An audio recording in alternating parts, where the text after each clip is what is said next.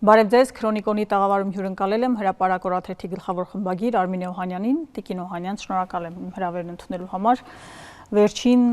օրերին մեդիայում պտտվող թիվ 1 լուրերից մեկը ձեզ էր առնչվում, որը վերաբերում էր քրեական վարույթին։ Ձեզ հրավիրել էին քննչական կոմիտե, այնուհետև հայտնեցին, որ այդ վարույթը կարճելու են, դատախազությունն այսօր հայտարարեց, որ վարույթը կարճված է, բայց կան մի շարք հանգամանքներ բացի այս վերնագրերը, որովհետև դուք հրավիրվել եք վկայի կարգավիճակով, հետևաբար պետական կառույցների այն հաղորդումները, որ ձեզ կանչել են, որպեսզի իրազեկեն վարույթը կարճվելու է, միամտություն կլինի հավատալ։ Ինչ էր տեղի ունեցել։ Շատ լավ։ Երևի մի շաբաթ առաջ առավոտյան շուտ զանգ է գալիս հեռախոսից, վերցնում եմ, ներկայանում եմ, ասում է քննչական կոմիտեի այսինչան քննիչն է, ձեզ հրավիրում ենք հարցաքննության, կարող եք ներկայանալ կոմիտե, ասում եմ, ինչ գործի շրջանակներում, ասում է, չենք կարող հաղորդել, ձեզ միայն կարող ենք գործի համարն ասել եւ որ դուք վկայի կարգավիճակ ունեք, ասում եմ, ծանոթագիր, ասում է, հենա զանգել եմ էլի, ինչ ծանոթագիր, ասում չէ, մինչև ծանոթագիր չուղարկեք, չեմ ներկայանա, որովհետեւ ես պիտի իմանամ նախ ինչ գործ է, ինչի համար եք ինձ կանչում եւ վերջի ես ժամ լինի, փաստաթուղթ լինի իմ ձեռքին, հա, ես ինչու եմ գալիս քննչական կոմիտե։ Ասում եմ մի ժամ զանգում է այդ նույն քննիչի պետը արդեն, մի քիչ տոնը փոխած, արդեն խնդրանքով եւ այլն, ասում եմ, որ ոչ մի խնդիր չկա, ձեզ կանչում ենք ուղղակի զրուցելու, ինչպես իրենք ասում են, չգիտեմ ինչ, հա, սա ձևական պրոցեդուրա է, ուզում ենք անպայման գաք կոմիտե։ Մի խոսքով, ասում եմ լավ, կգամ, պայմանավորվում եմ, իհարկե պատրաստվում էի հենց այդ նույն օրը գնալ, բայց աշխատանքս այնպես զբաղվածություն ունեի, որ չկարողացա, հաջորդ օրվա համար պայմանավորվեցինք, ընդ որում ուզում էի մենակ գնալ, բայց խմբագրության աշխատակիցները պնդեցին, որ պիտի անպայման փաստաբանի հետ գնալ եւ իրոք ճիշտ էր փաստաբանի հետ, որտեղ նույնիսկ միայն այն առումով, որ քո ժամանակը ավելի արդյունավետ է այդ ընթացքում անցնում, փաստաբանը գոնե խորհուրդ է տալիս արագանել ինչ-որ պրոցեդուրաներ եւ այդ արարողակարգը մենք միասին անցանք Վարազդատ Հարությունյանի հետ գնացի։ Դե տեղում ներկայացրեցին, որ մի տարի 3 ամիս առաջ հարուցվել է քրեական վարույթ։ Այդ պահին չեն ասում ինչի հիման վրա է հարուցվել, ով է հաղորդում տվել հանցագործության մասին կամ դիմել իրենց, որպեսզի հարուցվի, ասում են դա չենք կարող ասել, դա հետո կիմանաք։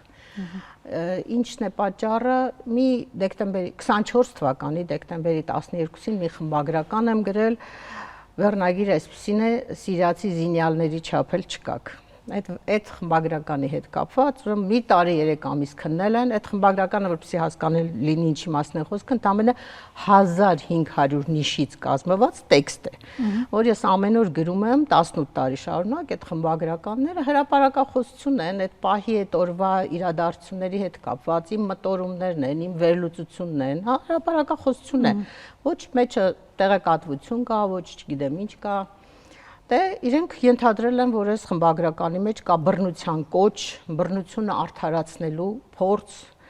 բռնության քարոզ, հա, 330 հոդվածն է, պարզվում է, սկզբից ինձ թվում էր 422-ն է, բայց պարզվեց 330 հոդվածով են հարուցել։ Եվ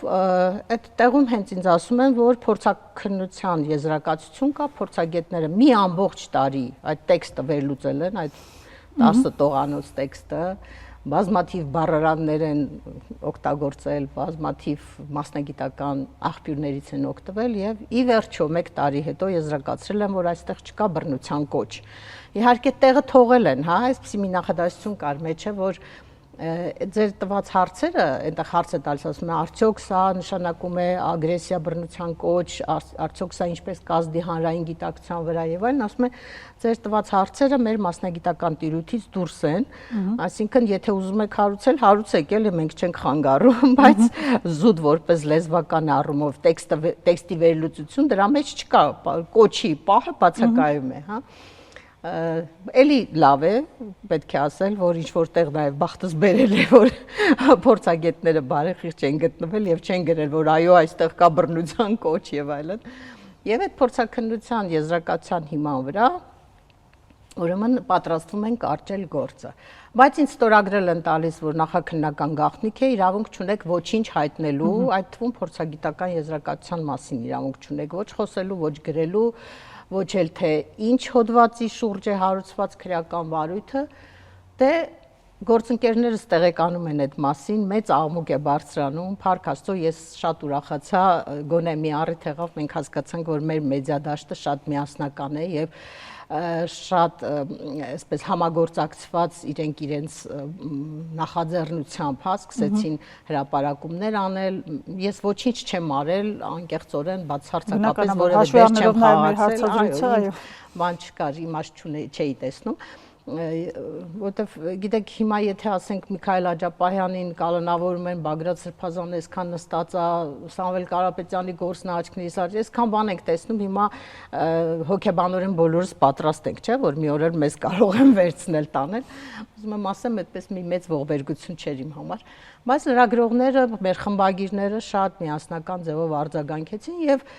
Նիկոլ Փաշինյանը ստիպված եղավ դրա հաջորդ օրը իր բրիֆինգում տենց անանուն իհարկե հայտ ինչ որ մի հատ հայտարարություն արեց, տենց նաև չարությունի ջղաձգված դեմքով, որ կանչել էին ընդամենը իրեն տեղեկացներին, որ գործը կարճվում է։ Կարծես թե վարույթ հարուցելը պարտադիր էր, կարճելն էլ ինձ լավություն են անում, որ կարճում են էլի, ոչ թե մեղադրանք են առաջադրում։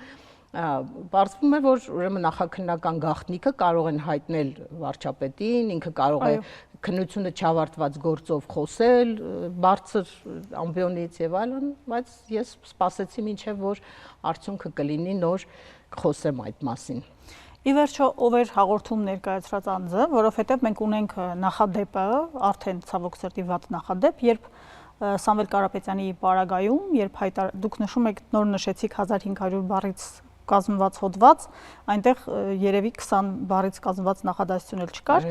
երբ գրառում արեց վարչապետը, որին հաջորդեց անձամբ գլխավոր դատախազ Աննա Վարդապետյանի հանցագործության մասին հաղորդում ներկայացնելու քննչական կոմիտե, ինչը իրավաբանները նշեցին, որ պատմության մեջ առաջին դեպքն է։ Ձեր պարագայում ով էր հաղորդում ներկայացնողը։ Դե տեսեք, հիմա ես 3 ստացել եմ արդեն կարճման որոշումը եւ գործի նյութերը, թե ինչ է արել 1 տարի 3 ամիս քննչական կոմիտեն, սկսած այդ առաջի քայլից մինչև վերջի քայլը կարճման որոշումը։ Ուրեմն 100 էջից ավելի ուրեմն փաստաթուղթ է, պատկերացրեք ինչքան մարդ է ներգրավված եղել եւ ինչքան մարդ է ժամանակ վատնել այս անիմաստ փուչ գործի վրա, հա, հեռանկար չունեցող գործի վրա, որ հենց առաջի օրը եթե մի խելացի մարդ կարդար այդ տեքստը, կասեր, որ այստեղ ոչ բռնության կոչ կա, ոչ հանցագործություն կա եւ առհասարակ հասկանում եք տեքստի համար, խոսքի համար մարդկանց հետապնդելը դա ամենավատ բանն է, որ կարող էր տեղի ունենալ մեր երկրում, բայց արդեն տեղի է ունեցել, չէ՞, մենք փաստ է որ դա արձանագրում ենք։ Հիմա այդ կարճման որոշման այդ փաստաթղթերի նյութերին ծանոթանալով տեսնում եմ, որ գրված է գլխավոր դատախազությունում ընթերցելով այս հոդվածը այս նյութը ուղարկում են ոստիկանություն, ընդ որում ոստիկանությունում մի տարօրինակ բաժին կա, պարզվում է, ծայրահեղականության դեմ պայքարի բաժին կա, հա։ Այդ բաժնում ինչ որ մի աշխատող կարդում է, նույնականացնում է իմ անձը այդ հեղինակի հետ, գտնում են իմ հասցեն, տվյալները եւ այլն, ուղարկում են քննչական կոմիտե, ասում են վարույթ հարուցեք, տեսեք այստեղ կա քրեական հանցակազմ թե ոչ, եւ քննչական կոմիտեն էլ արդեն փորձաքննություններն է նշանակում, փորձաքննություններն էլ դատալեզվաբանական, դատահոգեբանական, որի փր այդ տեքստը ինչպես կարող էր ազդել հանրային գիտակցության վրա, կարող էին մարդիկ կարդային ու զենքը ձեռքներն առնեին, գնային իշխանություն փոխելու, այսպես ասած, եւ փաստորեն այո, պարզվում է, որ դատախազությունում կարդում են, ես միտեղ ուրախ եմ իհարկե, որ մեր դատախազները, քննիչները նաեւ մամուլ են կարդում եւ մասնավորապես իմ խմբագրականները եւ լավ է դա, բայց լավ չի, որ կարդում են ու չեն հասկանում կարդացածը, հա, այդ կարդում են այն իմաստով, որպեսզի բան մանգան, հա, հանցանքի կարճելու տեղ մանգան, հա, այդպես, բայց անուն չկա գրված, ուղղակի գրված է, որ գլխավոր դատախազությունում կարդացինք այս տեքստը, որոշեցինք, որ ստեղ կա հանցակազմ, պետք է սա հարուցել։ Ես ճիշտն ասած հույս ունեի, որ ինչ որ մի կիսախելագար անհատ կամ մի հատ հիվանդ մեկը, որին մենք ասենք ինչ որ ձևով վիրավորել ենք, նեղացրել ենք, քննադատել ենք ժամանակին, դիմում է գրել, հաղորդում է ներկայացրել դատախազություն, ասել է, տեսեք, այ Արմինե Օհանյանը այսպեսի խմբագրական է գրել, գնացեք բռնեք, հա, այսպես։ Այս ավելի ընդունելի կլներ, հա, այս կմտածեինք, ասենք, դե հա ինչ ճարուն էին խեղճերը, ստացել են դիմումը, ստիպված են եղել գործը վարույթը հարուցել, չէ՞։ Բայց պարզվում է չէ, անհատ անց չկա, կա պետության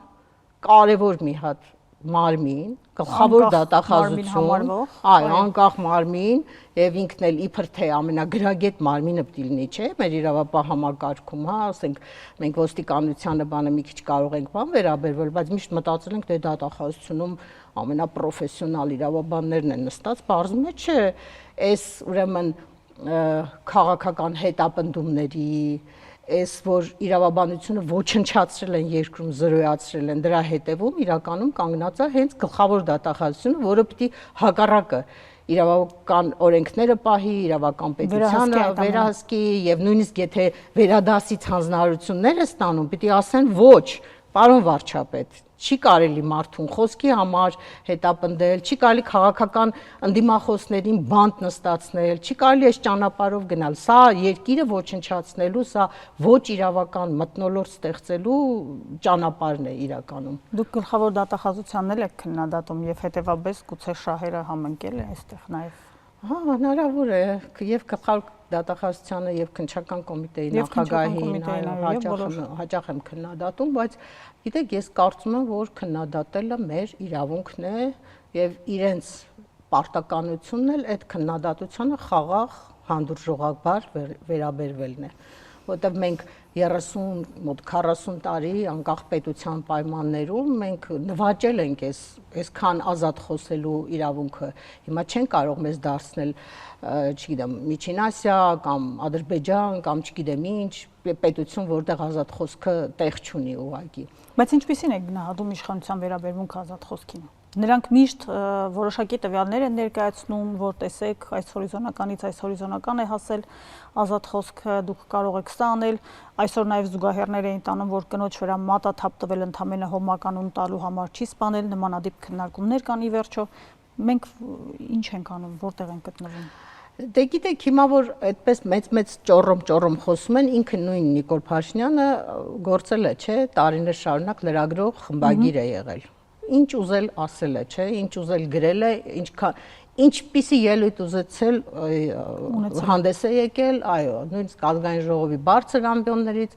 ասենք օրինակ այդ օդից կախված լուրեր արտահայտությունը իր հեղինակային իրավունքն է ինքն էր, չէ, կիրառում, բայց իրեն այդ հրապարակումների, այդ հայտարարությունների, այդ ելույթների համար կարծես թե դատի չէին տալիս, եթե նույնիսկ տալիս էին այդ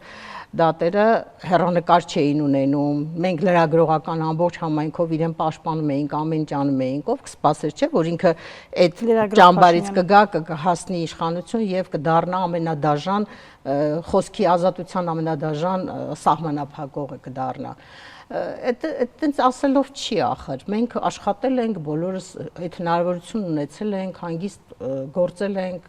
արտահայտվել ենք, ինչու պիտի հիմա մենք զիջենք այդ մեր ազատ խոսքի իրավունքը, ինչու պիտի դրանից հրաժարվենք ի վերջո։ Տիկին Օհանյան, լինում են փուլեր նույն 2018-ի իշխանափոխության ժամանակ, նույն այն ժամանակահատվածում, երբ սպառնալիք կար մեր պետությանը, երբ նույն 44-օրյա պատերազմն էր, երբ COVID-ն էր եւ այլն,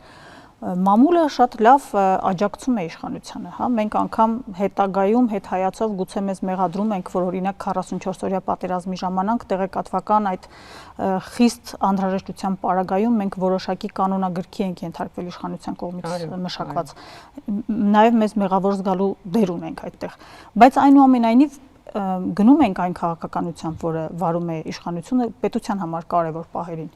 Ինչու է այսչափ սվիններով եւ լարվածությամբ ընդունում իշխանությունը ցանկացած քննադատություն։ Օրինակ, թեկուզ այդ նույն հոդվածը, որը դուք գրել եք, ես 3 անգամ ընթերցել եմ եւ գտնել այդ հոդվածում ինչ-որ մի բան, թեկուզ քաղաքական նպատակ իրականացնելու համար չկա, փորձագետների փորձաքննությունն էլ վկա, բայց ինչու է իշխանությունը այսքան սուր նայում մամուլի հրապարակումներին եւ այն մարդկանց, ովքեր մամուլում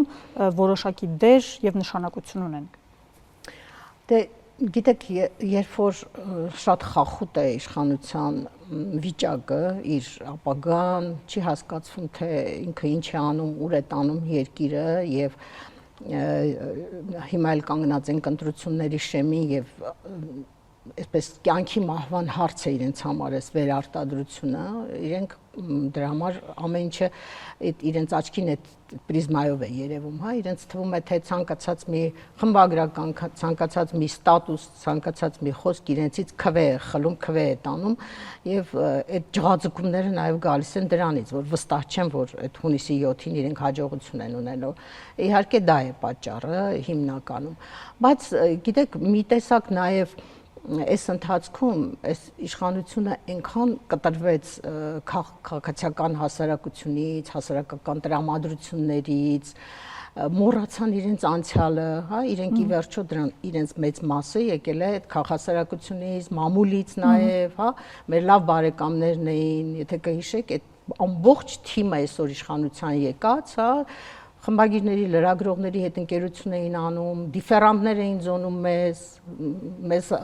այցելում էին խմբագրություններ, մեր բոլոր միջոցառումներին իրենք ներկա էին, խնդրում էին մի բաժակ սուրճ խմեն մեզ հետ, հիմա իրենք այդ ամեն ինչը ջնջել են, մոռացել են, իրենք հայտնվել են բարիկադի մյուս կողմում։ Այն Շվարցի գործը, որ հրեշին սպանող ինքը հրեշ է դառնում, դե շատ բան է, շատ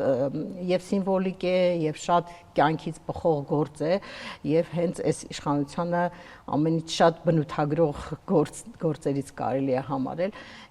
Ցավալի է իհարկե, որ այսպիսի դեգրադացիա ապրեցին իրենք ընդամենը մի 7-8 տարվա ընթացքում, հա, ես կուզենայի, որ իրենք չկորցնեին իրատեսությունը, մնային ամեն ինչին տենց ռեալ հայացքով, հանդուրժող լինեին, այն ինչ որ իրենք ժամանակին պահանջում էին իշխանություններից, գոնե դրա մի մասը իրենց պահանջների իրենք իրականացնեին, կատարեին, բայց դե հիմա տեսանք, որ հաստատփոխում է։ Այո, ժողովրդական խոսքով շատ բան փոխվեց էլի։ Քաղաքական իրավիճակներում մամուլի լուսաբանման համար դժվարությունները ինչ է փոխվել իշխանությունների մոտեցումներում։ Իրականում այս իշխանություններն էլ երբ բերում են որոշակի օրինակներ, ինչ որ մի խմբագրություն փակվելու եւ այլն, մատնանշում են նախկինում բաներ, որոնք ելի ընդունելի չեն։ Ով ինչ կանոններով է խաղում, ինչ է փոխվել պատկերը։ Հիմա օրինակ հրապարակ օրաթերթը հիմա էր ավելի ազատ 10 տարի առաջ, թե 20 տարի առաջ, թե միևնույն է իշխանությունները գալիս են եւ գնում։ Դե տեսեք, միշտ իշխանությունները չեն սիրել ու չեն սիրում, երևի բոլոր երկրներում է այդպես, հա, մեդիային, ազատ խոսքը, լրատվամիջոցներին, լրագրողներին, որոնք կառավարելի չեն իրենց կողմից, հա։ Այդ դա փաստ է, պետք է դրա հետ բան չանել, դրա դեմ չվիճել, հա։ Եվ որ 30-40 տարի մեր նկատմամբ միշտ են կիրառվել ճնշումների տարբեր մեխանիզմներ, տարբեր մեթոդներ են եղել, հա, ընդ որում մեր պետության տարբեր փուլերում տարբեր ձևերով են փորձել զսպել մեր խոսքը։ Իմ կյանքում բազմաթիվ, հա, շատ օրինակներ կարող եմ, սենց հատորներ կարող եմ գրել, թե ինչքան են փորձել ճնշել, սահմանափակել, հարազատներից վրա ճնշել, չգիտեմ, ֆինանսական բաներով փորձել սահմանափակել եւ այլն։ Բայց գիտեք, մենք ի վերջո գործել ենք, աշխատել ենք եւ այն ժամանակ այդ իշխանությունը մի տեսակ ոնց որ մերը չէր, հա, մենք մտածում էինք, որ ընտրված չեն, հա, ինչ որտեղ կեղծիքներով են ընտրվել, մեդիայի հետ առնչություն չունեն, լրիվ ուրիշ որակի տրամադրվածության մարդիկ են, ինչ որ բռնապետական բաներ ունեն իրենց մեջ եւ այլն որակներ, այդ դրանց ի վերջո իրենց ժամանակել ենք մենք նույն կերպ աշխատել, բայց այս իշխանության օրոք, երբ որ այսպիսի սահմանափակումներ եւ կարող է մարդը խոսքի համար հայտնվել բանտում, ես այդպես բան չեմ հիշում, մենք 30 տարի աշխատել ենք, հա, ծեծել են լրագրողներին, չգիտեմ, խմբագրություններ են փակել, բայց որ մարդը բանտարկվի, կալանավորվի, ընդհանրեն ասենք բլոգերները նստեն եթերում խոսեն իրար հետ եւ այդ բլոգերները հայտնվեն բանտում, ես դա ձեռնաշխատաներով։ Այո, եւ ստորացնելով, նվաստացնելով, գետնին պարկեցնելով, դա ի՞նչ է, դա սադիզմ է ընդամենը, Սադիզմը եւ բոլորի աչքը վախեցնելու բան է։ Հիմա այս իմ դեմ հարուցված վարույթը, սա ինչ է։ Բոլորի աչքը վախեցնելու բան է, չէ՞, միջոց է, մեթոդ է, հա, փորձ է, որովհետեւ ցույց տանք, որ կարող ենք նաեւ խմբագրի նկատմամբ այսպիսի գործ հարուցել, իր խոսքի համար, իր հրապարակախոսության համար կարող են գործ հարուցել եւ ինչու՞ չէ, նաեւ կալանավորել, եթե հասել են բանը դրան, շարունակություն էլ կարող է ունենալ, չէ՞, այդ գործը։ Ես չգիտեմ ինչ ասեմ, ինձ եւ ցավալի է, եւ ափսոսում եմ, եւ ապշում եմ, թե ինչ հետևողականությամբ են շարունակում այս ճնշումները մամուլի նկատմամբ եւ նաեւ զարմանում եմ իրենց այդ պահանջատիրության վրա, այդ ցինիզմի վրա, այդ լկտիության վրա, որ մի բան էլ իրանք են մեղադրում մեզ։ Ասենք մոտենում ա լրագրողը հարց է տալիս ազգային ժողովի փոխխոսնակ կոչված այդ անձնավորությանը, ասում իսկ ձեզ ով է ֆինանսավորում, իսկ քեզ ինչ ով է ֆինանսավորում, դու ով ես որ նման հարց տաս, կարող է այդ հարցը ունես, այդ հարցը քեզ հետաքրքրում է, դու հազար ձև ունես դա, եւ երկրորդն էլ բոլոր լրատվամիջոցները տպագրում են ամեն տարին իրենց հաշվետվությունները, ինչքան եկամուտ ունեն, ինչքան ծախսեր ունեն եւ այլն, դա օրենքից դուրս, դա ինչ պահանջ է։ Հիմա մենք կարող ենք հետաքրքրվել Ռուբինյան, դու ինչ առողջական խնդիրներ ունես։ Չենք հետաքրքրվի, չէ՞, մեզ թույլ չենք տա, չէ՞, նման հարց իրեն ուղղել։ Ինքը ինչու է հարցնում, ասում, ով է քո ֆինանսավորողը եւ քո տերը քեզ հանձնարարել է այսպիսի հարց գաս ինձ տաս։ Թե գուցե դա նաեւ իրենց մտածում են այնպես ինչպես իրենց մոտ է, այդպես է նաեւ մնացած վայրում, գուցե, չգիտեմ, բայց բացառված չի։ Իդեպ, քանի որ ազգային ժողով գնացինք, կային նախկին հրապարակումներ Արադ Միրզոյանի հետ կապված քաղաքական հարցերով արդեն, որին փաստաթուղթ էր հրապարակվել դեռևս մինչև 2020 թվականը, որ ազգային անվտանգության ծառայության հետ է աշխատել, գործակալ է, Օմեգա անունն է կրում եւ այլն։ Իշխանությունը հերքում էին երկար ժամանակ այո հերքում էր, թիրախավորում էին գրառումներով նաև այդ հրապարակողներին, նաև լրատվամիջոցներ եւ այլն, բայց մեկ էլ հանկարծ ինչով էր պայմանավորված, որ նախորդին պարզվեց, որ այո դա այդպես է։ Իրական է։ Եվ այտենց հազարավոր ինչու խոստովանեց նման հազարավոր փաստեր, որոնք սկզբից հերքել են, հետո պարզվել է, որ այդպես չի։ Անցած օրը այդ միջադեպը եղել է մետրոյի, մենք գրել ենք, որ անմիջապես կտանք հայտնաբերեցինք արցախյան շրջանակներից, ով է այդ աղջիկը, անունը, ազգանունը, որ այդ հերոսի աղջիկն է Մոսյանի։ Մեր հրապարակումից կես ժամ հետո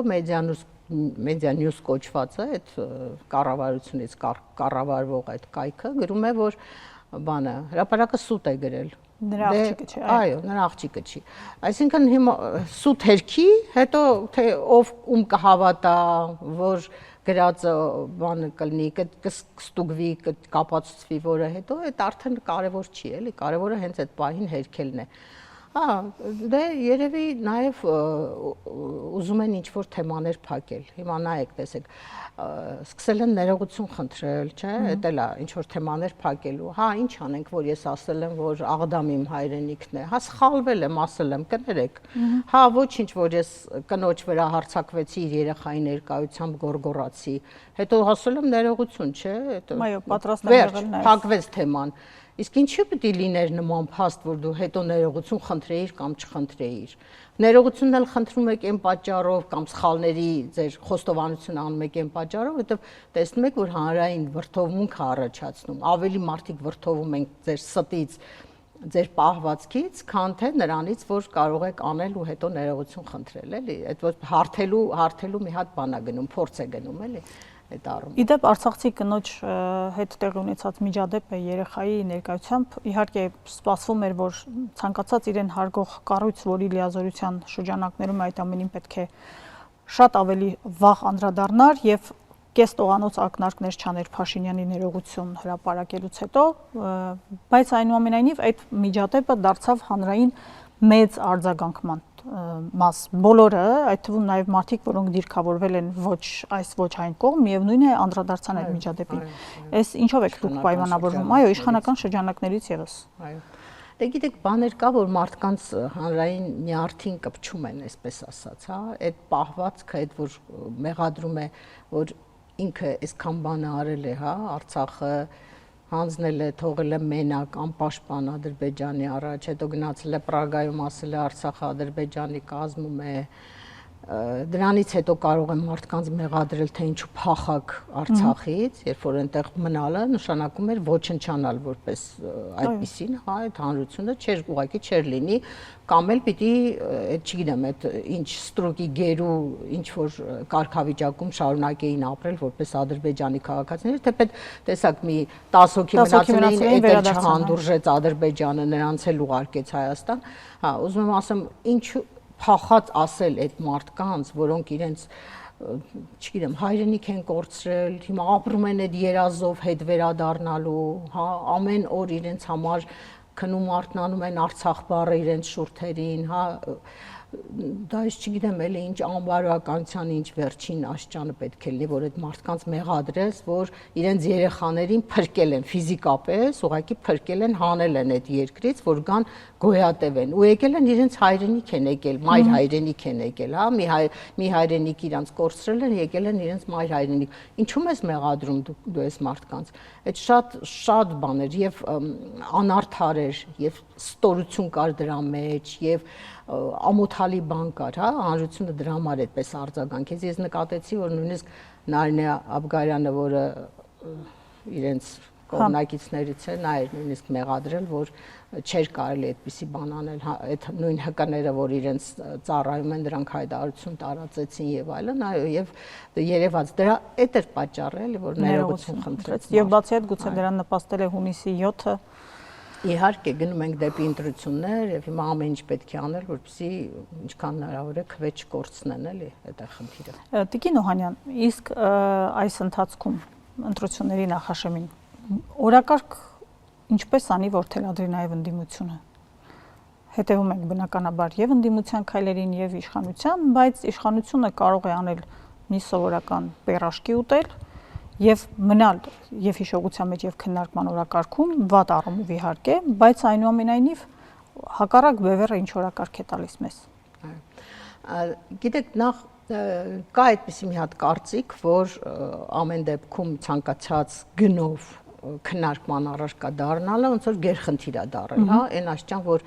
մարդը գրում ասում է, այս ամիս չգիտեմ, այսքան միլիոնից նայեցին, այսքան միլիոնից կարդացին եւ այլն, եւ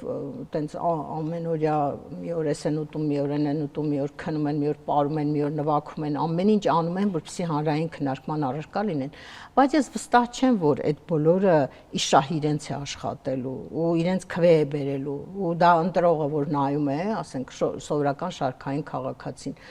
միթե ինքը ուզում է, որ տենց տգեղ ուտող իշխանություն ունենա, տենց քեֆ ուրախության մեջ պարող, երգող, չգիտեմ ինչ վարչապետ ունենա։ Ես չգիտեմ, ես վստահ չեմ, որ մարդիկ այդքան հիմար են, որ այդպիսի դա իրենց վրա դրական է ազդում ու դա ձայներ է բերում իշխանություններին։ Բայց որ այն որ ընդդիմությունը չի կարողանում համարժեք ավելի գրագետ, ավելի խելացի, ավելի հանրայնորեն պահանջված օրակարգ ձևավորել, դա փաստ է, չենք կարող դա ժխտել։ Ես ինքս ընդդիմությունից շատ դժգոհություններ ունեմ, բայց մի տեսակ մի քիչ ձեռնպահ եմ մնում շատ քննադատելուց, որովհետև նախ բաները հավասար չեն, հա, նժարները հավասար չեն, հա, այն իշխանությունը, որը երկիրը բերել հասցրել է այս վիճակին ու ինքը պիտի հեռանա եւ մենք պիտի ի վերջո ընտրություն կատարենք այս եղած ընդդիմադիր դաշտի միջև, այնպես չի որ սենց երկնքից, հա, Մարսից ինչ որ մի հատ բան է գալու, ուժ է գալու, եւ մյուս կողմից էլ մտածում եմ, որ հեշտ չի Հայաստանի նման երկրում ընդդիմություն լինելը, ի վերջո հեշտ չի, նախ որովհետեւ մի տեսակ նախքաղաքական կուսակցություններն իրենք են վարկաբեկվել, կուսակցություն գաղափարն է, հա, վարկաբեկվել մեր երկրում եւ մարդիկ այդ կուսակցություն անունը լսելուց միանգամից խրտնում են ու ասում են, հա դե իշխանության են ձգտում, աթոռների են ձգտում եւ այլն։ Եվ մյուս կողմից էլ այսքան ճնշումների, այսքան հետապնդումների, այսքան սահմանափակումների պարագայում մենք տեսնում ենք, չէ, մենակ այս վերջի մի տարվա մեջ ինչքան օրենքներ փոխեցին, որպեսզի ընդդիմությունը ավելի քիչ ակտիվություն կարողանա դրսևորել, հա, եւ այդ հիմնադրամների գործունեության սահմանափակումները եւ դիտորդների հետ կապված սահմանափակումները, ուզում եմ ասել, որ բարդ է ընդդիմության վիճակը եւ չեմ ուզենա, որ մենք այնպես մեղադրողի կեցվածք ընդունենք ընդդիմության հասցեին։ Կուզեի, որ նաեւ ինչ որ ձևով աջակցեինք, ինչ որ ձևով նաեւ երբեմն լսեին, հա, մեր խորհուրդները, մեր տեսակետները, որովհետև մենք ուզում ենք, որ իրենք կայանան։ Ի վերջո, նույնիսկ եթե իշխանությունը այդքան վատը չի, ինչքան մեր իշխանությունն է այսօր վատը, բայց ցանկացած երկիր պինդ է, ուժեղ է, կայացած է նաև իր ընդդիմությամբ։ Եթե լավ ընդդիմություն ունես, ուժեղ ընդդիմություն ունես, ինքնուրույն, ազատ, հանգիստ գործող ընդդիմություն ունես, այդ երկրները ունեն ապագա եւ այդ երկրներում ապրել ավելի հեշտ է սովորաբար։ Դրա համար պետք է ամեն ինչ անենք, որ ընդդիմությունը կայանա։ Այդ կուզեի, որ մարդիկ էլ, հա, մեր հասարակությունն էլ մի քիչ դուրս գային այդ Փաշինյանական մի հատ ոչ կա, չէ, որ բոլորը մեղավոր են բացի ինձնից։ Ես ոչինչ բան չանեմ, բայց սրան մեղադրեմ, նրան մեղադրեմ։ Ի վերջո, եթե ես մեր երկիրը այս վիճակում է, նաև մենք բոլորս ինչ որ մեղքի բաժին ունենք բոլորս։ Փաշինյանն ասում է, որ եթե իրեն չընտրեն սեպտեմբերին պատերազմ է լինելու, Արդարադատության նախարարն ասում է, որ դա քաղաքական հայտարարություն էր, իսկ ինչ կլինի, եթե մի ընդդիմադիր ուժ հայտարարի, եթե իրեն չընտրեք հոկտեմբերին պատերազմ է լինելու, այդ ինչ քաղաքական հայտարարություն է։ Դե անմիջապես կասեն հիբրիդային պատերազմ է սա, կասեն Ռուսաստանից է կառավարվում այդ քաղաքական ուժը, որ նման հայտարարություն է անում, շանտաժ է անում, խուճապ է տարածում, հա, իսկ խուճապ տարածելն էլ կարող է քրեորեն պատժելի լինել ի վերջո ամեն պիտակ կկպցնեն այդ քաղաքական ուժին,